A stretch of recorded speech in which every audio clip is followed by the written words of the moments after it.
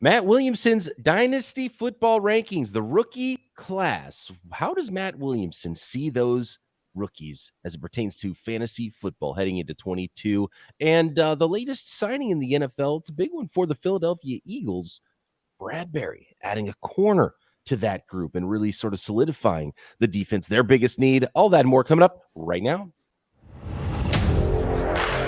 You're listening to the Peacock and Williamson NFL Show, your daily podcast on the National Football League, powered by the Locked On Podcast Network. Your team every day.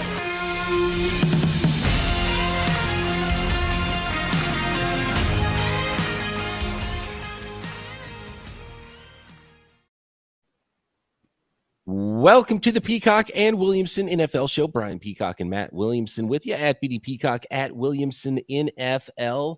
Thanks for making Peacock and Williamson your first listen here on the Locked On Podcast Network, your team every day. We are talking rookie dynasty rankings today, and Matt's got them ranked out. I mean, down to, we're talking into the 50s here. So this is going to be a two-parter because we want to be able to get into some of these rookies. So there's going to be a two-part series. Part one here, the top guys, and we'll get into the rest of them as well.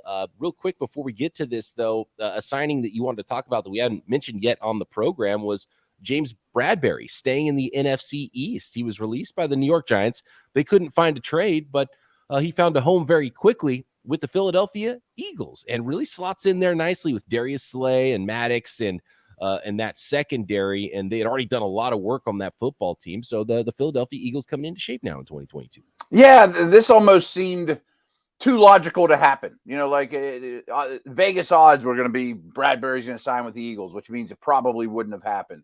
We knew the Giants kind of had to move on from him, money reasons. They probably overspent a little bit on him after a huge year, but he's a good player. And rarely to this time of year do quality, top 20 type corners become available. So obviously there was a market. Why I wanted to bring it up, though, is I think the Eagles, we didn't need to talk about either way, but I think the Eagles want to play more man coverage. I look at Bradberry as more of a big zone guy, but he certainly can play some man. And I know many people, myself included, when we broke down the Eagles draft, were very fond of what this team did on those couple days of the draft. Jordan Davis was one of my favorites. Adding A.J. Brown, Nakobe Dean in the third round. But before today, this was their secondary. Anthony Harris and Kayvon Wallace as the safeties. And didn't draft one. The corners were Slay, who's wonderful, and he'll travel a fair amount. I like Avonte Maddox, the Pitt guy, but he's a slot, and he is what he is. And that's about it. So now you add Bradberry, and instead of, Slay and the Pips in the secondary, now you have a really strong pair of corners.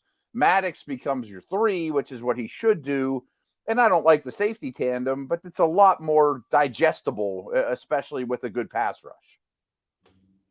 Yeah, still potentially some work at safety, but this helps out what was clearly the biggest need for them post-draft was in the secondary. And, I think maybe Bradberry did get overpaid at one point, and now it looks like it was first reported a $10 million one-year deal, but it looks like it's a $6.5 million or $7 million deal with $3 million in incentives, I think is how it goes. So it's still a nice little chunk of change for James Bradberry, but maybe he wasn't the player the New York Giants thought they were getting, more of a zone guy than a man guy, and maybe doesn't fit in with what the Giants want to do now. Mm-hmm. But a nice fit there and something that they definitely needed in the secondary for the Philadelphia Eagles. So good signing there. Makes a lot of sense. Yeah, and I think they're a contender. I think they're right there with Dallas in terms of best team in the division, and these teams are in different places right now. They were that I would call the Eagles, I say they were trouble last year, and they got a lot better. And as long as even if Hurts doesn't take that much of a step, they're going to be a good team. And if he takes a step, look out. They could be a very good team. I think they're really good on both lines of scrimmage, as they always are.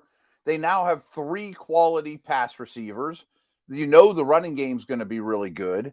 And their style of play, much like the Ravens, is really hard to prepare for week to week. So what was the word you used there? I liked it, dude, however you described them last year. I don't remember. I blacked out there for a minute. When I say smart, it just goes in the brain and right out my mouth. And I forgot. Rewind, people. Hit that 15-second go backwards button because BP nailed it. They're hard to play against, though. let's talk fantasy football, dynasty football. Yeah, we need to do And this look, once in a while. we go, from time to time, we veer into the fantasy lane because both of us have a fantasy background. The first thing I ever got paid for writing about sports was doing fantasy blurbs, baseball, fantasy football blurbs at RotoWire. So, I've been doing fantasy for a long time. We're both big into the draft. We're both big into team building. So naturally, dynasty football is a really fun experiment for us. And I've seen you put together your list here. I'm looking at over 50 names that are on your list right now. I think you've got them numbered down to 48 and then some honorable mentions there. But you actually are implementing these rankings currently. You're starting a dynasty draft right now, if I'm not mistaken, right? Yeah. A draft, the first dynasty league I've ever been in, and now I host, dynasty podcasts, and I'm into it. And Locked On Dynasty obviously is a crossover here. Go check that out. And frankly, this time of year up until really camp starts, we probably should talk a little bit of fantasy BP. I mean, it's more, there's more fantasy stuff to talk about right now than real football. So, And there's obviously a corollary too. I mean, different things to look at.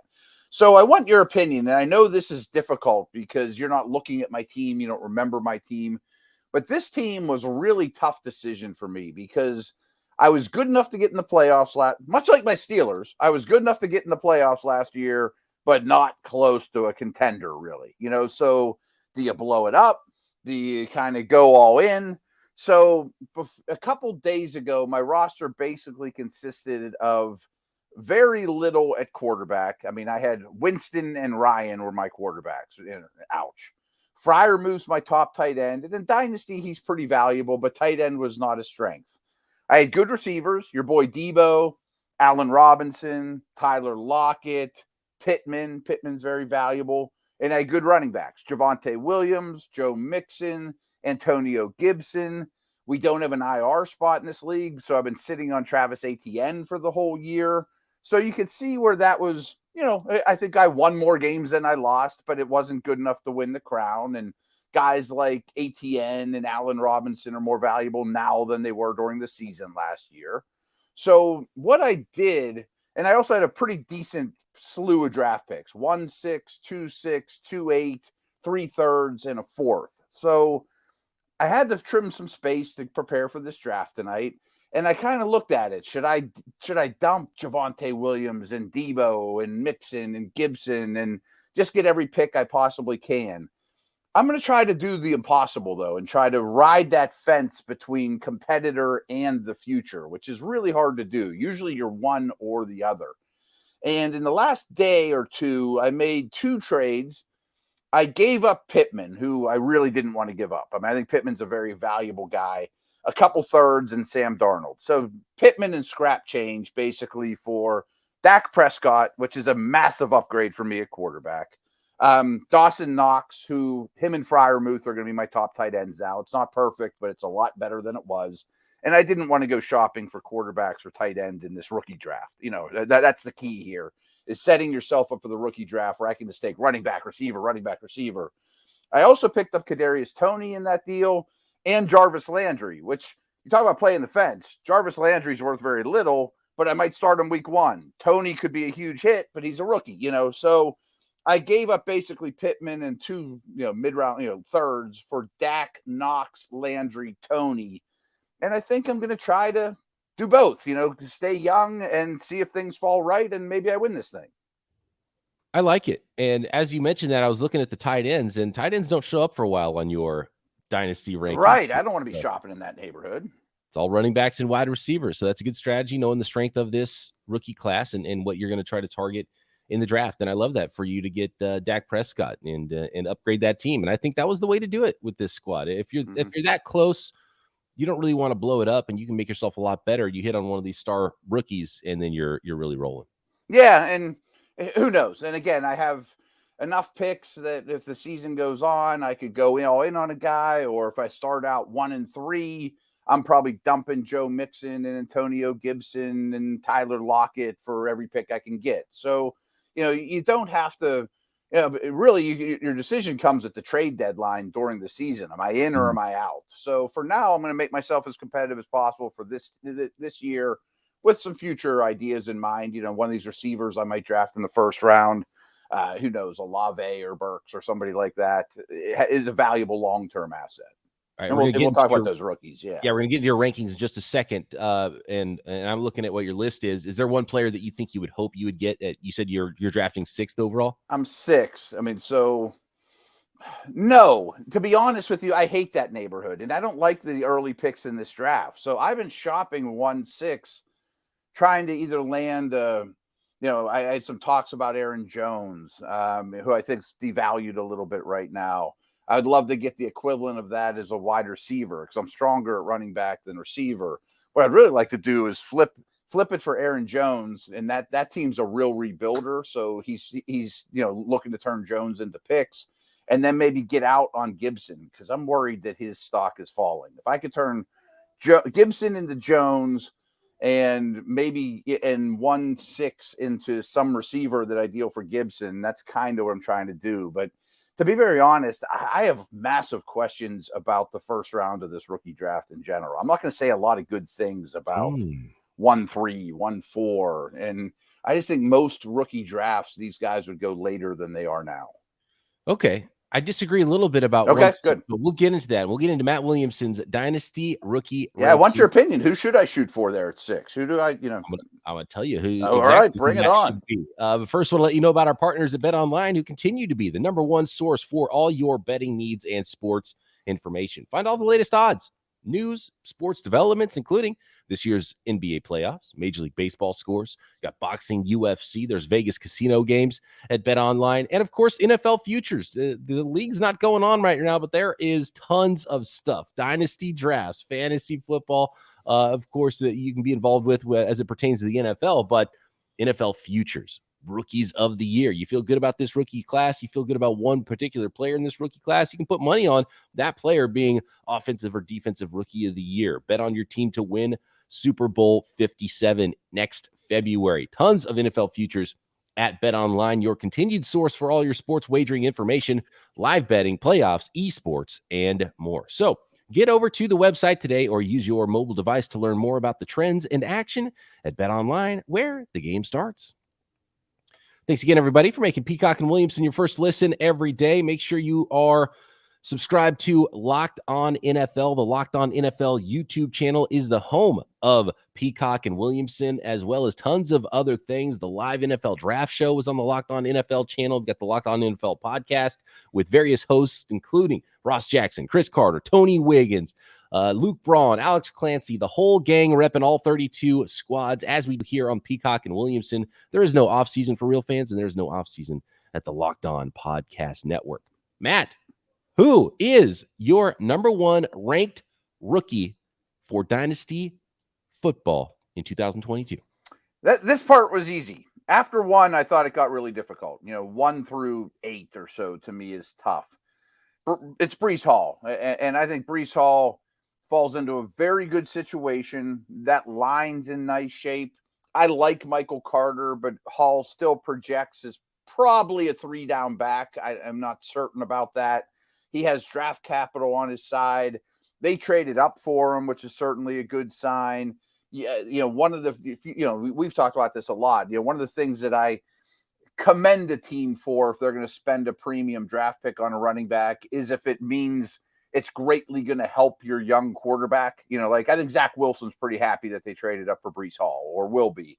So I think he'll get used a lot, but Carter's good. I don't think Carter's just a throwaway, but Hall's clearly the best asset. And again, this isn't super flex. It's a lot different conversation if you start. Yeah, and Breece Hall is plenty good in the passing game to at least take some of the receptions away from Carter. So it's a huge hit for Carter. And I agree with you. Breece Hall, it's that wide zone running game that we know works in the NFL, and it's been tested, and the good offensive line that's being built there.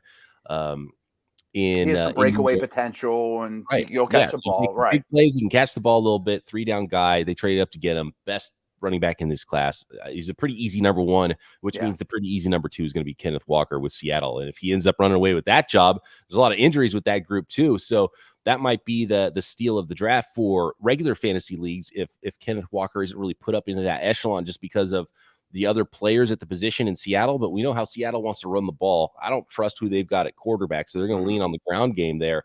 and Kenneth Walker is right there with Hall. Maybe not as complete as Hall, but maybe even a better pure runner than Hall. Yeah, and I'm pretty happy putting him at 2, but I find myself in the minority. Like when I start studying Dynasty ranks, and go check out dynastyleaguefootball.com. They're probably the best Dynasty site out there, and my partner Ryan McDowell is very involved with them. And most people have this next group of like first-round receivers ahead of Walker. I don't quite understand that, though. I mean, I understand Seattle's not a very good team. Walker's probably not going to be in there churning out, carries 4-minute offense late in games. But I think he shows a little as a receiver, particularly at the combine, and Michigan State just doesn't throw to backs. But boy, his tape as a runner is very impressive. And I'm nearly convinced Chris Carson's never going to play again. Rashad Penny was awesome at the end of last year, but he only signed a 1-year deal, and he's still one of the most injury-prone running backs in the league. They did draft 2 tackles, and we know how Pete Carroll wants to play football. So that's enough for me to take him 2 in the rookie drafts. And when we report back on that league we're talking about, I might get him at 6. I'm not going to go trade up for him probably, but I'm hoping he falls to 6. And there's a possibility in a lot of drafts he does. So that's what you're looking at. You're hoping Kenneth Walker. That's best case scenario for you at 1.6 in that Dynasty league.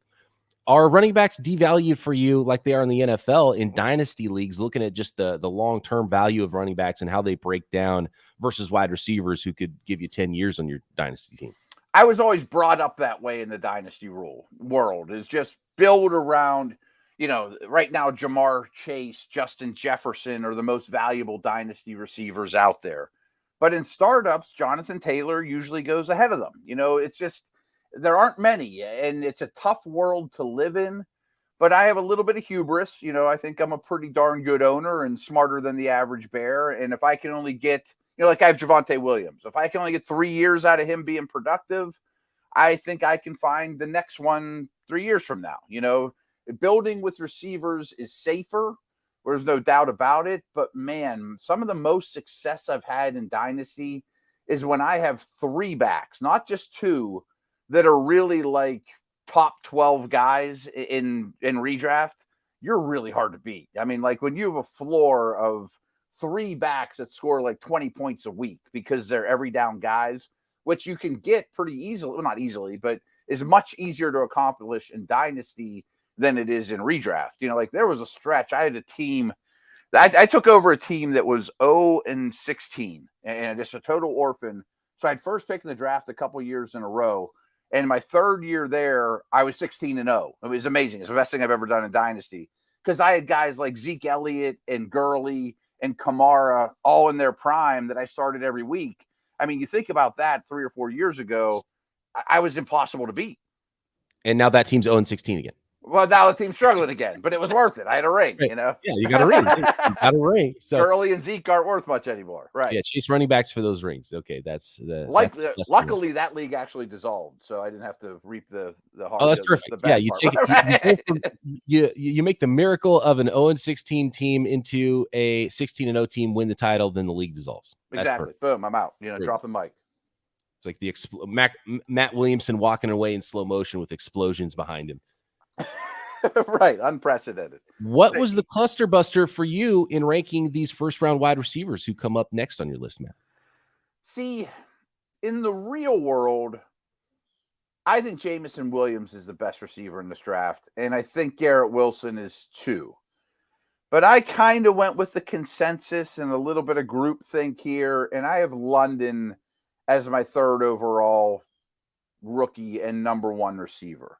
Reluctantly, like if I'm picking 1-3 and the 2 running backs are gone, I'm trying to get out. Trust me, and that's true for all these picks in this neighborhood. I just think they're going to be losing a ton. I don't care if they have a bad, quarterback. I think he's going to get targeted an awful lot.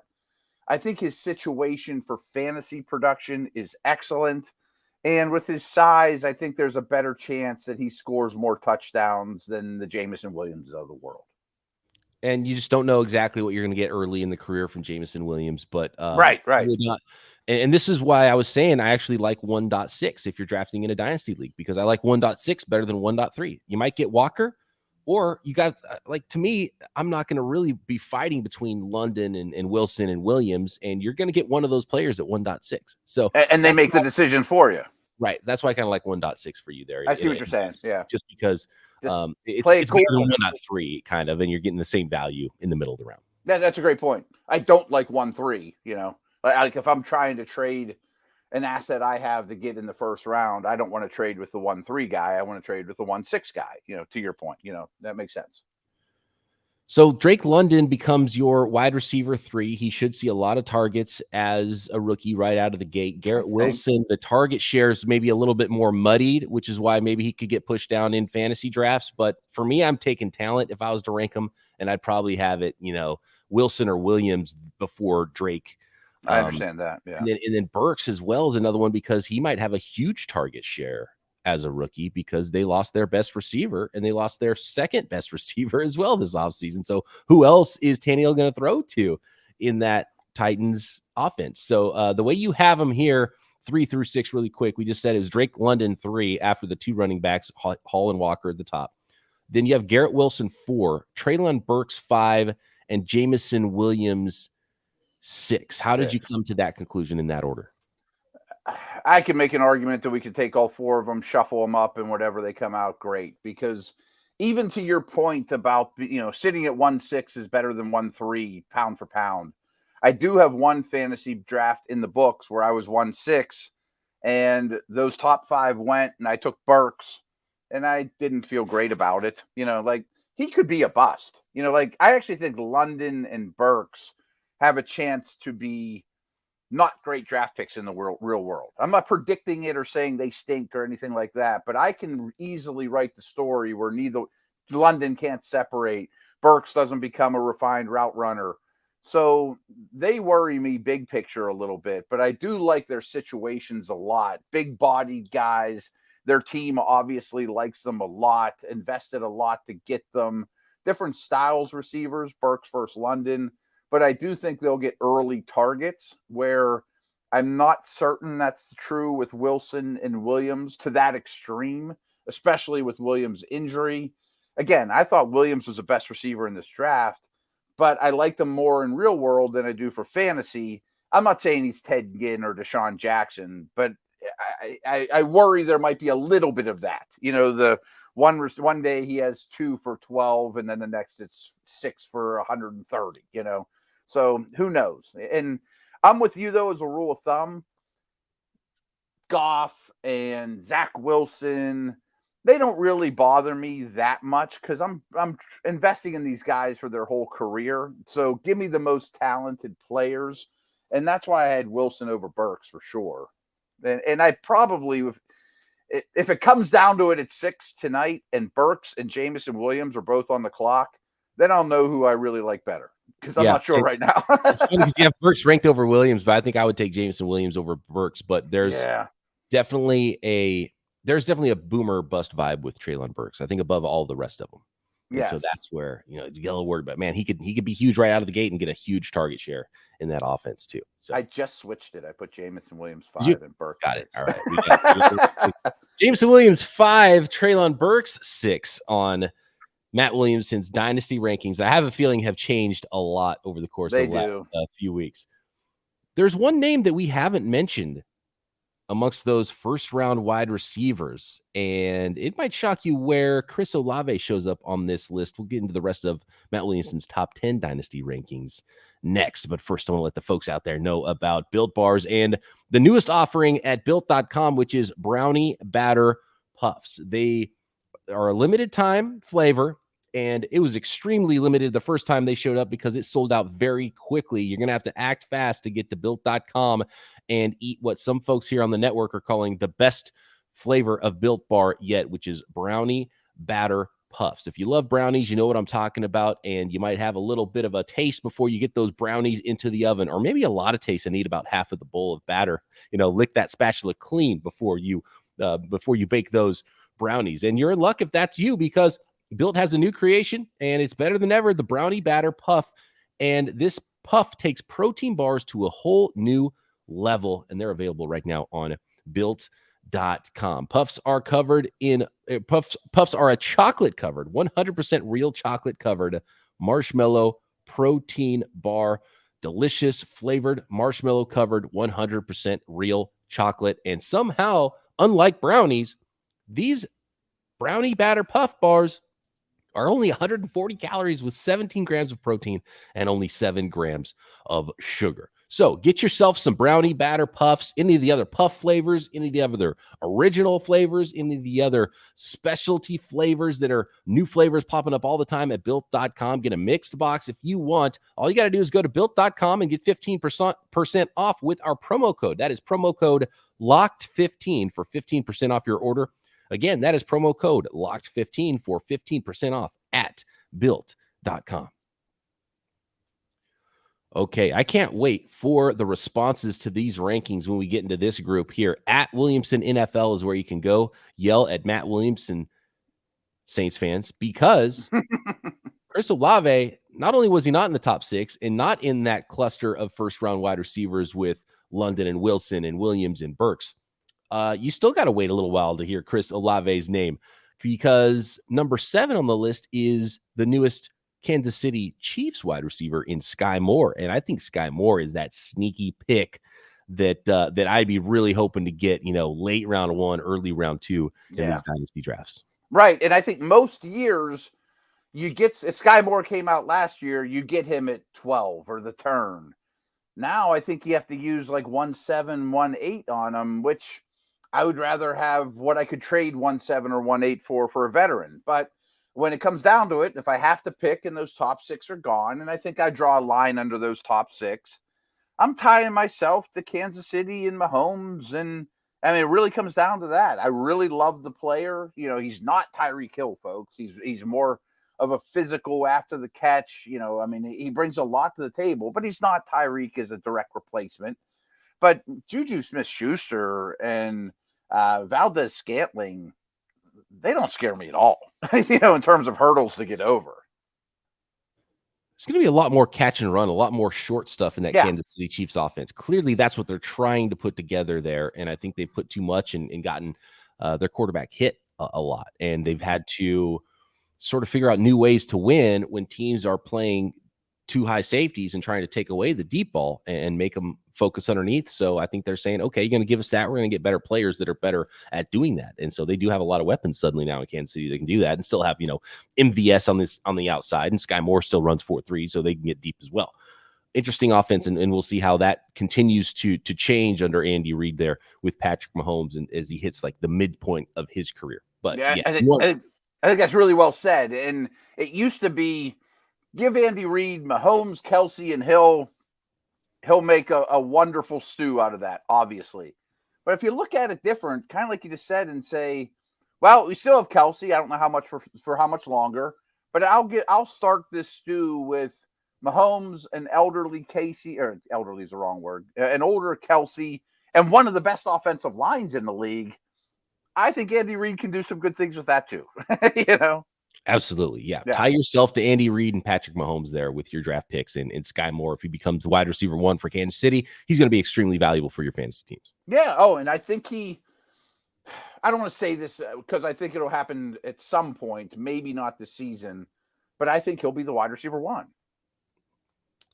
Is James Cook the running back 1 in Buffalo? You have James Cook here, running back 3 and number 8 overall on your list. Another one. I mean, I think he's really a 13th pick in most drafts, because what worries me about him is volume and especially touchdowns. Josh Allen's going to take the goal line carries, and it's definitely not going to be James Cook. Is he Kamara? I mean, if he's Kamara, he should be 1 on this list or 2 on this list. I like the player a lot. I don't think he's Kamara, but I think he's more than James White. You know what I mean? I don't think he's just a satellite back, and he's in a tremendous offense. A lot of this is by default, though. I mean, I don't feel comfortable using the 8th pick overall in a rookie draft on a souped up satellite back. And this is a good time to mention these rankings are based on PPR, right? Yes, and that's important for him for sure. That gave him a little bump over these next couple of receivers. Because I do think he'll catch 5 to 8 passes a week, which in itself is pretty strong. I wouldn't even be looking to draft James Cook if it wasn't a PPR league. Right. I think that's especially early in his career. That's where he's going to give you value. And I don't know if he's ever going to give you a lot more than that. I mean, he might be James White. He might be James White. Right. I mean, that to me is rock bottom for him. Mm-hmm. There's a big gap between Kamara and James White for fantasy. Right. yeah. And James Cook will be in there somewhere. Where that is how valuable he's going to be. Exactly. But there might be, I mean, after the first 4 games in his rookie year, he might have 20 carries. That's not so great. You know what I mean? It's not amazing, no. But if he has a whole bunch of catches and is able to get, that's the other thing is, does he get into the end zone? So is he have to? I know. But you have to score from far. You have to make a lot of catches and have long touchdowns because he's going to get vultured at the goal line. We know that, and he's not going to get a lot of early down carries probably. But who knows? Maybe he surprises me and he wins the job, and he's more of a 3-down back than I expect. He's probably a better NFL weapon than he is fantasy starting running back. Yes, which is why I would not have him above some of these wide receivers that you have coming up. I can understand that. Yeah. You have Pittsburgh Steeler George Pickens at number 9 overall. And there's some massive homerism going on right here. I'm gonna just tell you that right now. I was gonna say, because you have him, we'll stop at 10 here because this is a big one. So you have guys like Skye Moore, James Cook, and George Pickens over first-round wide receiver Chris Olave that the Saints traded up in round 1 to get. Chris Olave comes in at number 10 on your list. This is where you're going to have to defend yourself, I think, to some listeners, Matt. I know. And nobody lumps these two together, not to screw up your top 10, but I think Olave and Dotson are like the same guy. So they were both first-round picks. Their new respective teams love them. I think they're better for real world than they are for fantasy. A lot of it's their size. They're not the number 1 at their new place and don't have a real clear path to get there. Quarterback plays fine, but not great. I think Olave gets pushed around more than people realize and lacks physicality. And I know he's easy to say he's the most NFL ready receiver in this draft. And in some respects he is, but physically he's not. I mean, putting up with, press man coverage for 17 games is a lot different than playing in the Big Ten, and if I knew that Thomas still had injury concerns, I would bump Olave up 3 spots. But when they signed Landry, it told me he might be the number 3 on this team. And I know they're in it to win it and they're going to use him a lot, but I'm not sure when I can start him for the first time. Not that I can start George Pickens in week 1 either. I mean, don't get me wrong. Don't you think Olave with Winston is kind of a good match there? And just knowing that the Saints traded up to get him, they've got big plans for him. I don't know. I do. I feel like you're sleeping on Olave a little bit. I would understand if you put him behind the other first-round wide receivers in this class, but I think it's blasphemy a little bit to put him behind, say, James Cook, and I think he should be right there with Skye Moore as the first, second-round wide receiver. And I've had him that high. The more you stare at these things, you move guys 1 spot. This is the lowest I've had Olave. I've noticed most dynasty ranks have him probably about 7. I bet his rookie ADP is 7.2, something like that. And I'll be honest, the homerism with Pickens, it just so happens this coincided. Remember I told you I'm writing for that local DK Pittsburgh Sports. Yes. My first article was Kenny Pickett. The next one is George Pickens.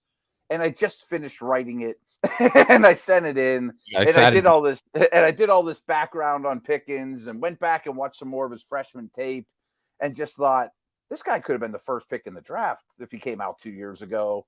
I'm in love. So he was really fresh on my mind. And I just thought, if the 9th pick comes up and Olave and Dotson and Pickens are there, and this is my only chance to get Pickens, I'm grabbing them. And I actually like the Pickens ranking. I thought you were a fan, yeah. And I like Pickens a lot. I like the fit. I like the landing spot for George Pickens. I know the Steelers know how to pick wide receivers. Right. Olave behind Cook is the big one for me. So 7-8. But this just says that Matt Williamson's not going to have a lot of Chris Olave stock, and someone else is going to be drafting him. It means it pushes guys like Pickens down to where you might be drafting. So and again, this first round to me is very weak. I mean, compared to other years, and you would get ATN, Javonte Williams. I'm trying to think of like who last year was going 8-9 neighborhood. there was three backs that went really high, but there was a plethora of receivers. You might get Devontae Smith in this neighborhood. I'd much rather have him than any of these guys, So let's stop there. That is Matt Williamson's 2022 Dynasty rookie rankings top 10, and we'll go faster 11 through 40 or so. We'll see how far we get here on Monday's show. Then we'll have Matt Williamson's power rankings as well and start looking at these teams post-draft in the NFL. But we'll finish up on Monday with Matt Williamson's Dynasty rookie rankings. The top 10 again goes running back Breece Hall 1, 2 is running back Kenneth Walker, then 3, Atlanta Falcons wide receiver Drake London, Jets wide receiver Garrett Wilson 4. Jameson I made a change. Yeah, there you go. Yep. I talked Matt into moving Jameson Williams up one spot from 6 to 5, and Treylon Burks from 5 to 6 there.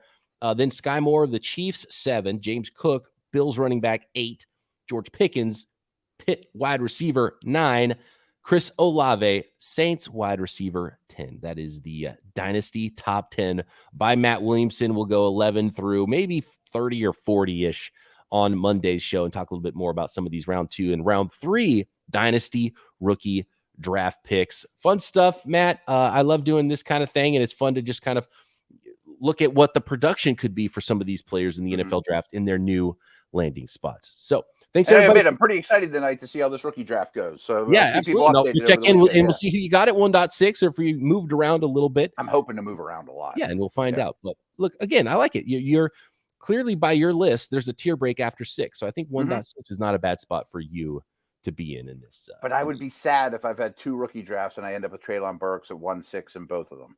Yeah. Like, I don't want to be all in on them, I would not be shocked if that's what happens based on how you have these ranked out too. Yep. All right. Good stuff. Thanks everybody for making us your first listen.